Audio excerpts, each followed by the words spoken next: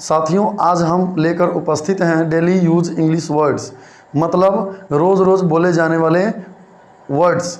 दोस्तों, ये वर्ड इतने इम्पोर्टेंट है, यदि आप इनको समझ लेते हैं, सीख लेते हैं, तो आप अपनी इंग्लिश को काफ़ी मजबूत कर सकते हैं और अपनी पर्सनैलिटी को बढ़ा सकते हैं। तो ये वर्ड इतने ज़्यादा इम्पोर्टेंट है कि जब भी आप किसी से बात करते हैं, या कोई सभा में हो, या घर में हो, या अपने ऑफिस में हो, या कहीं भी होगा, वहाँ पे आपको ये शब्द बोलने की काफ़ी ज़्यादा आवश्यकता होती है। मतलब बोलना चाहते हैं, पर आपको इसका एग्जैक्ट इंग्लिश मीनिंग नहीं पता होता है, इसलिए आप नहीं बोल पाते हैं। और आप इंग्लिश जानते भी हैं तो अपनी बातों को हिंदी में आप कह देते हैं। तो चलिए आज हम सीखते हैं इंग्लिश के 25 वर्ड जो है काफ़ी इम्पोर्टेंट है, और जिसे आप अंत तक ज़रूर देखिएगा, बिल्कुल वीडियो को स्किप नहीं कीजिएगा, ठीक है। तो चलिए दोस्तों सीखते हैं।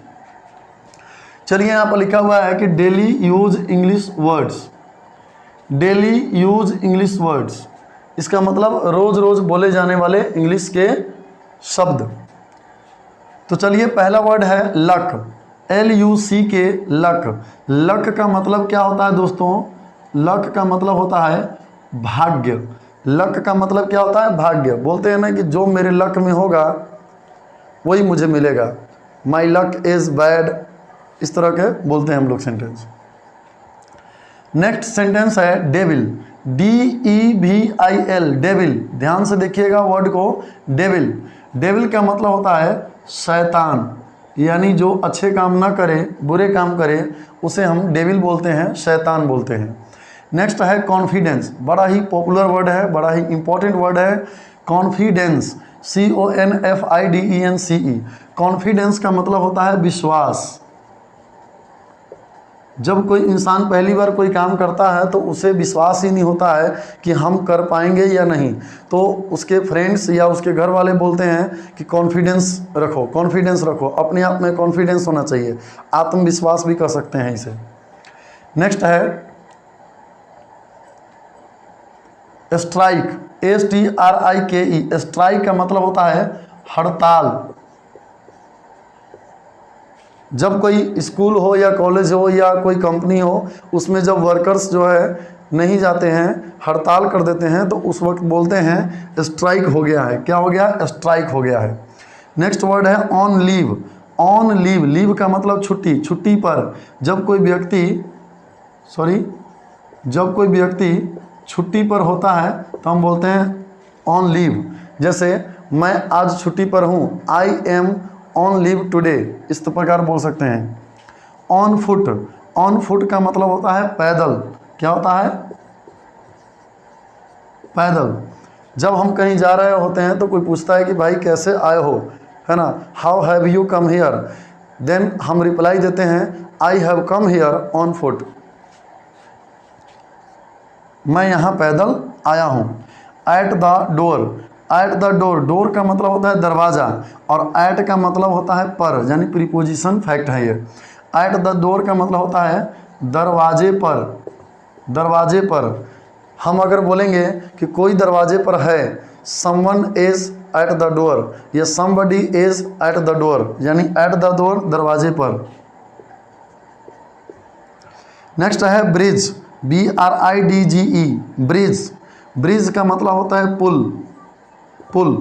पुल जैसे रोड पे नदी के ऊपर जो पुल बने होते हैं उसे हम ब्रिज बोलते हैं, ठीक है ना। अगला है रेजिडेंस, बड़ा ही पॉपुलर वर्ड है, RESIDENCE, रेजिडेंस। रेजिडेंस का मतलब होता है आवास।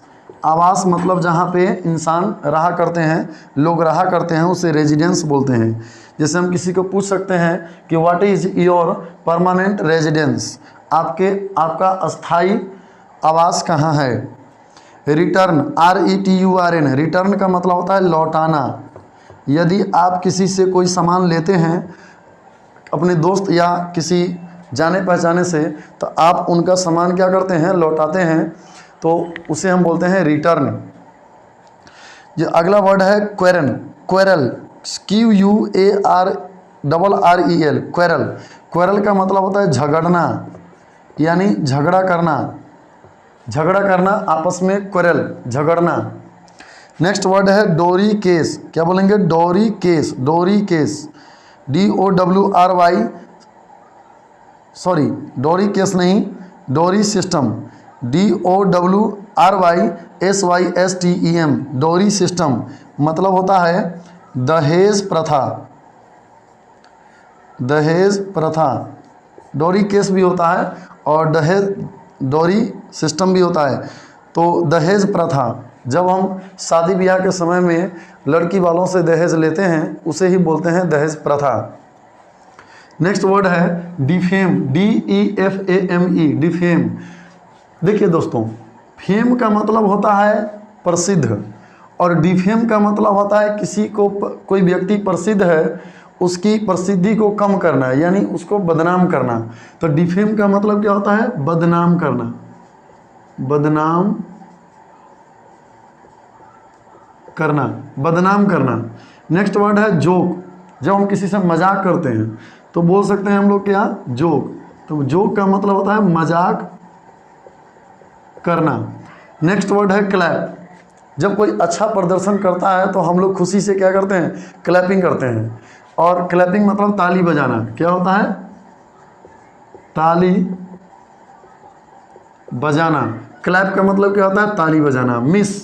मिस का मतलब जो है दो केस में यूज होता है। जब कोई लेडीज अनमैरिड हो, कुंवारी हो और उसके नाम के पहले हम मिस का प्रयोग करते हैं।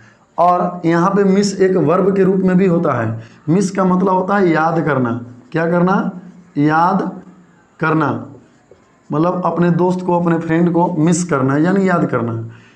स्माइल, स्माइल का SMILE, स्माइल का मतलब होता है मुस्कुराना,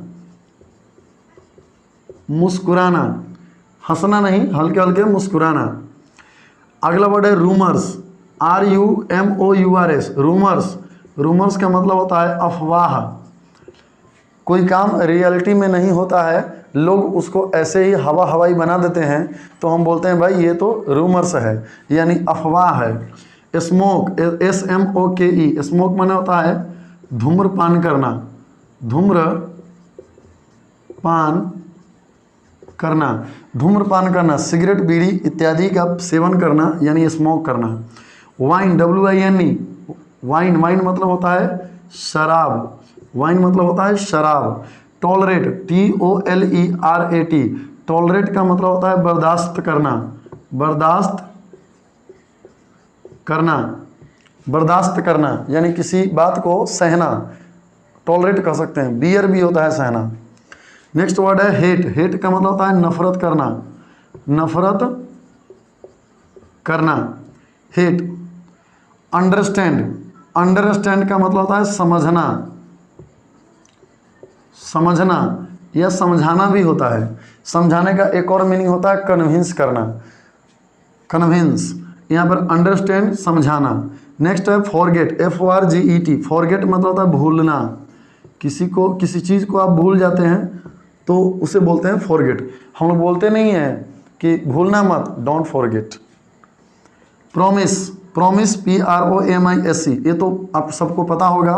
प्रॉमिस का मतलब होता है वादा करना या वचन देना, किसी से वादा करना, किसी की हेल्प करने के लिए